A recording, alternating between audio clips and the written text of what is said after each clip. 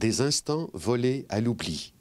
Voilà ce que vous propose Fragments de mémoire sur les traces de l'ancêtre du collège Lionel Groulx, une exposition organisée par le prof d'histoire Vincent Duhem, obsédé par la disparition des traces et qui a trouvé le réconfort voulu en plongeant tête première dans les abondantes archives de l'institution thérésienne.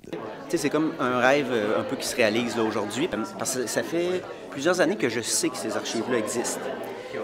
Mais jusqu'en 2014, c'était compliqué de les consulter. Elles étaient conservées aux Archives nationales à Montréal. Moi, j'étais convaincu qu'il y avait quelque chose là-dedans parce qu'on indiquait 255 boîtes et des plans d'architectes. Je me disais, ça se peut pas qu'il n'y ait rien d'intéressant. En 2014, le fonds d'archives a été rapatrié à Sainte-Thérèse par le collège et la ville de Sainte-Thérèse.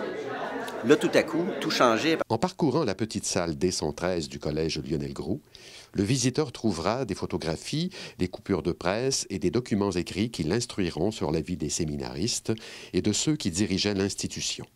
Malheureusement, il y a des absents. On n'a pas de photos, par exemple, d'employés de soutien ou d'employés professionnels.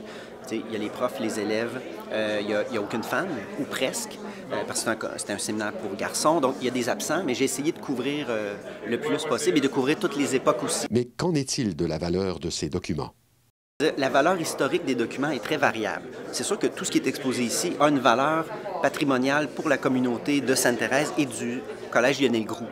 Un des documents les plus révélateurs ou les plus importants, c'est un rapport financier, par exemple, de 1857, qui est la description complète du séminaire à ce moment précis-là, et c'est adressé au ministère de l'Éducation, qu'on appelait l'instruction publique à l'époque. Dans ce document-là, donc, il y a le nombre d'élèves, il y a l'ensemble des sources de revenus, par exemple, de l'institution. On apprend là-dedans qu'il y a 4 élèves, par exemple, qui viennent des États-Unis, qu'il y a 8 élèves dont la langue maternelle est l'anglais. Tu sais, ça, c'est des informations précieuses, qui ont une valeur historique, même, je dirais, à l'échelle de l'histoire du Québec. Il y a des choses aussi qui vous ont touché sur le plan humain? Oui, absolument. Comme? Énormément. Bien, je dirais les regards dans les photos.